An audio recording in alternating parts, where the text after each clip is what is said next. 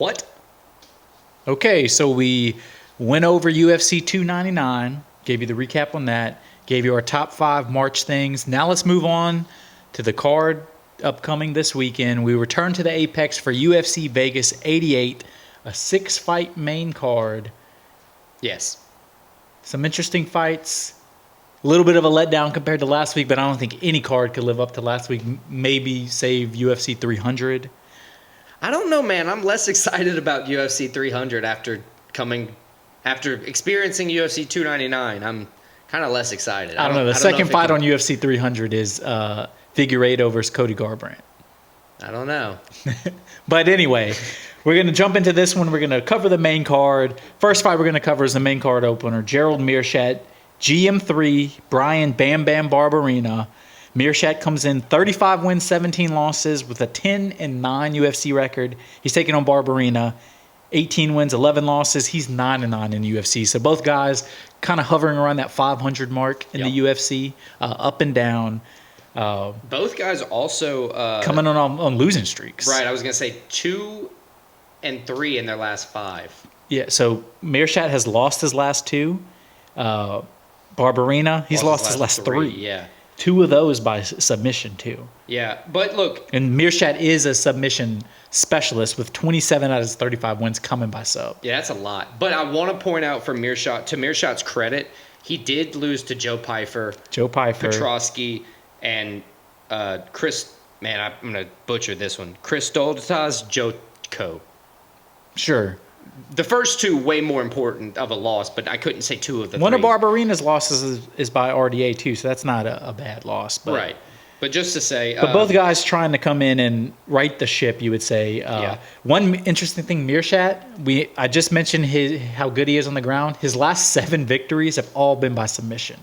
Yeah, 27 submissions in his career. I mean, I'd imagine the guy's shooting a few about. So he's a guy that's going to come in and try to get a sub. And Barberena's a guy who, in his mind coming into this fight is, all right, I've lost 2 out of my last 3 by submission, 3 in a row. I cannot get subbed. So sometimes if you come in just thinking that, it could hurt your game plan.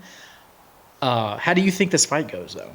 Well, because it seems like a mismatch just stylistically for Barberena. I was about to say that very thing. Stylistically, it's a big mismatch. I mean, you have somebody who, this will be the 3rd time, 27 submissions. That's just astounding to have a professional fighting career and you submit. You have 27 wins, let alone 27 submission wins. Right.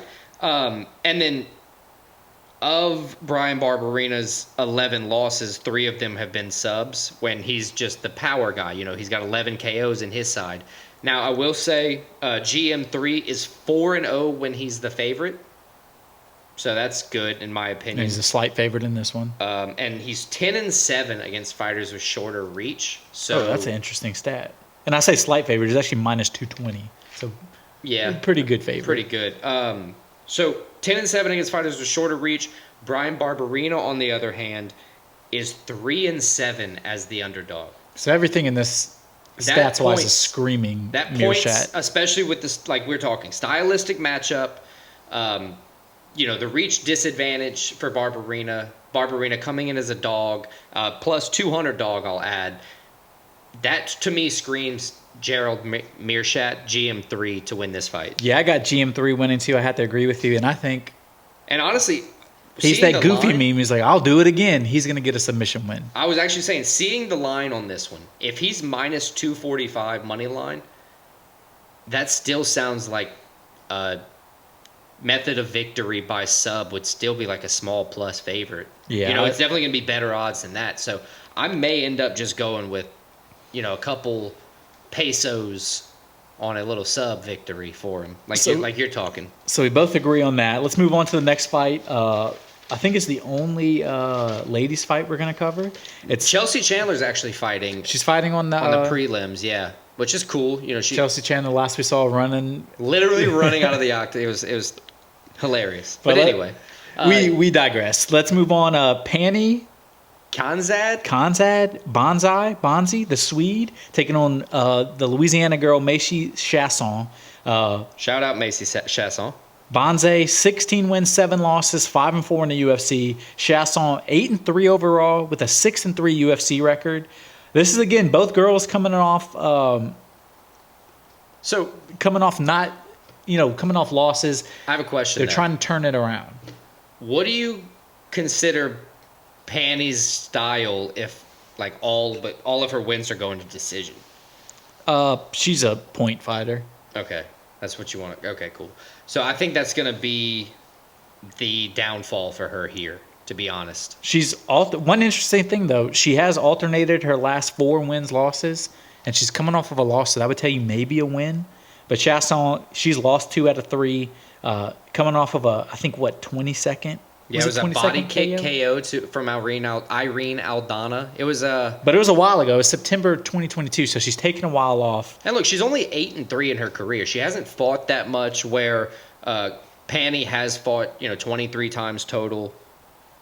But Chaisson's fought, they fought actually the same amount in the UFC. Right, 6-3. Chaisson's record in the UFC. I honestly think, because, with her trying to get back into the win column, Chaisson is 4-1 as the favorite, win the favorite in the UFC. That's really all I have as my leg to stand on here because they both kind of had rocky roads in recent times, and I love that ice cream. It is a great ice cream. Man, maybe ice cream draft coming up. Possibly. Next Apex card. But yeah, I think Macy's Chaisson is going to win. When she's the favorite, I think she lays that power in. I think in her 2 fights, if you break it down, or not 2 fights, in her 11 total fights in her career, you break it down, her finishing percentage is incredibly high in comparison to Pannie's finishing percentage. So I think that KO power is really going to shine through for Chaisson. Also, I rooted for the Louisiana kid last time. I gotta go back. Yeah, honestly, I think that's what I'm kind of banking on this time. I'm taking Chaisson. I think by decision probably, but I think she comes out, ends her little losing thing she's got going on, and she gets the win. Yeah. Let's go to the next one. Christian C-Rod Rodriguez. Also known as the guy who beat Rosa Jr. Yeah. Thank God. Yep. He would be the one guy that delivered the 18 at the time, I believe. I think he was 18 at the time. 18-year-old, his lone loss in the UFC. Also, Christian Rodriguez has, a very clever nickname. It's a real thinker. C-Rod, like A-Rod, Alex C-Rod. Rodriguez. It's a good nickname. It plays the whole thing. He's taking on the Midwest Choppa, Isaac Dulgarian. The last name is impressive. Dulgarian with a D. He's 6-0, so he's coming in the favorite. Only his second UFC fight, though. Spouting an undefeated record. His first UFC fight was a first-round TKO, so, you can't start off any better than that to start your career. But, as you said, Rodriguez is no slouch either. 10-1, 3-1 in the UFC with 3 straight victories. Yeah. Yeah, he's never been finished. He beat Cameron Simon. He's done good. Cameron Simon, that's a good win in his last fight. He was a very impressive it really was. Yep. He's well-rounded, too. He can do it. He can do it stand-up. He's good on the ground. But then again, so is the Midwest Choppa. So the thing with Isaac, I think he's going to face, the thing that you kind of have a problem with when you come into the UFC not having a large professional background is there's not a lot of game plan, to go against you. So the fighters who you're facing, they're planning on what they hear, right? The other thing is Dulgarian's going to just consistently face test after test after test because he has to prove himself here. He never really got a chance to prove himself in his regional circuit and then kind of get hype. He's got to show up here and do the 4 KOs to submission. He's got to finish. These are both guys, I think, trying to prove themselves right now. Right. Because both guys are, they get a win here and a couple more wins. They're now looking at a ranked opponent. Right. And once you get ranked. And both guys, you start stacking up wins. It's just a matter of time. I think given Christian Rodriguez's slightly more experience in the UFC, I think given his 3-fight win streak, I think he's kind of got a little bit more hype around him. I think he has what it takes, and I think he is going to take down Isaac Dulgarian. I agree with you. I like every fight I've watched of Rodriguez. I've been impressed. He seems like he's getting better. I think the UFC experience is going to play a factor into this. I think he gets his 4th straight win. I got C-Rod getting the dub as well. C-Rod. So let's move on. Next fight from 2 20-year-olds fighting. Now we got a 40-year-old fighting a 31-year-old. We got OSP, Ovince St. Preux, the Haitian, coming in 26 wins, 17 losses. Get this, 14 wins, 12 losses in the UFC. That's a lot. Taking on Kennedy, and help me with this last name. Nzechukwu. The African Savage, 12 wins, 4 losses. He's coming off of a loss in August of last year. First round TKO to Jacoby. St. Preux also coming off of a loss, but it was last February, first round TKO. He's lost 3 out of 4, all by KO as well. That's interesting. Very interesting. OSP lost to Felipe Lins by knockout.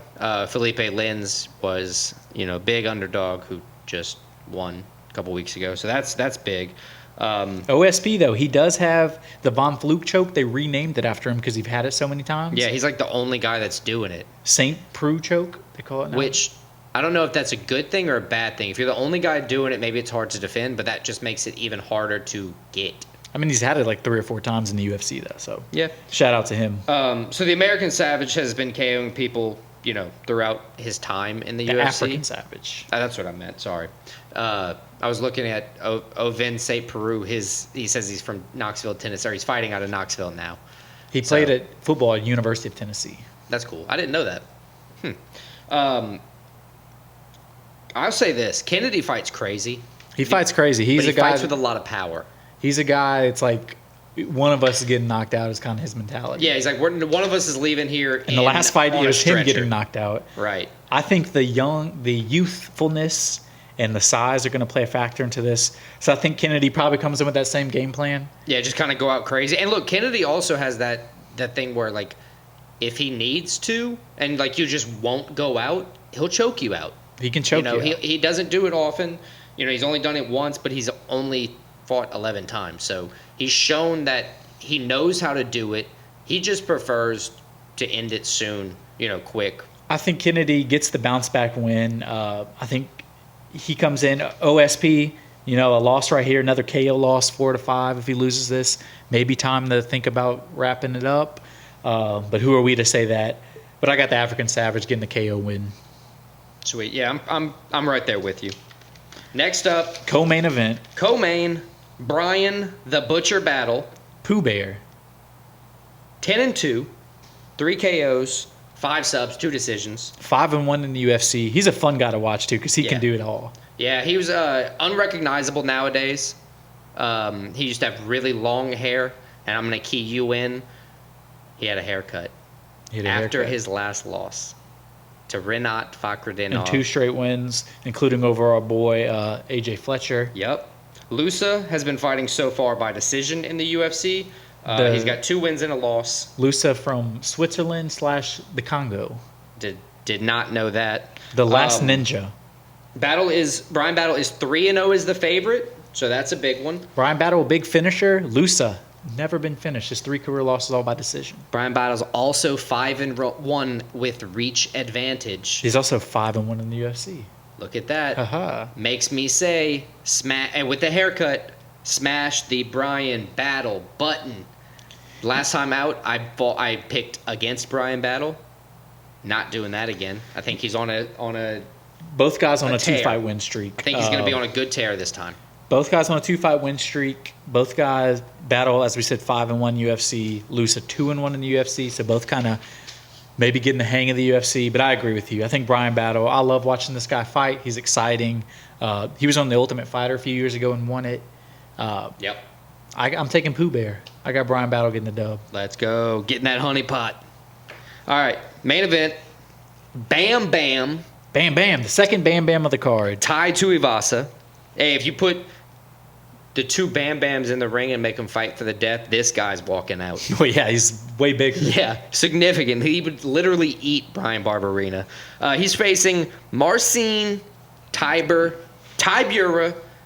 Tuivasa has been finished 3 straight fights. 3 straight times. Both but guys he has huge power. Tybura also has huge power. He's coming off of a first-round KO to Aspinall, which is, I mean, everybody's getting KO'd first round by Aspinall. Right, honestly. I get it.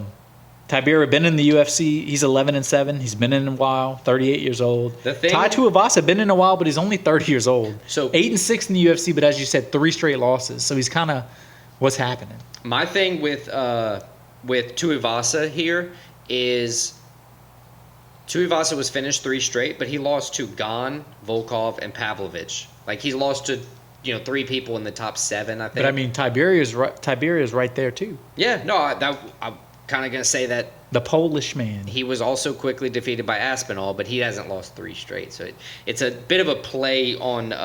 Regardless, I don't think this fight is lasting that long. No, second, third, 3 round at most. Both guys, although Tybura does have 9 decision wins, 12 out of his 32 fights have been decision. Yeah. So I mean, for a heavyweight, he can go to the card and win. Tuivasa wins 78% of the time as the favorite. That's my little stat. 14 out of his 15 wins are by KO. Bad stat. Crazy. Bad stat if you're taking Tuivasa. Tybura is 3-1 against southpaws. Oof. The one would be Aspinall. Yeah. So, I mean, you get a pass if you lose to Aspinall. I mean, I think this is a fight that's pretty up in the air. I think either guy could finish each other pretty quick. Yeah, look at the odds. -130, +110. I mean, I'm going to go with the guy not on a 3-fight losing streak. Okay. I'm going to go with Marcin Tybura. I'm going with Ty. I love Bam Bam. I just think maybe his, you get knocked out a bunch of times like that. I don't know, especially in a row. But yeah, I got Tybura. Yeah, I'm taking Tuivasa, so I guess disagreement, but that's the only fight we disagree on? I think so. Sweet. All right, let's run it.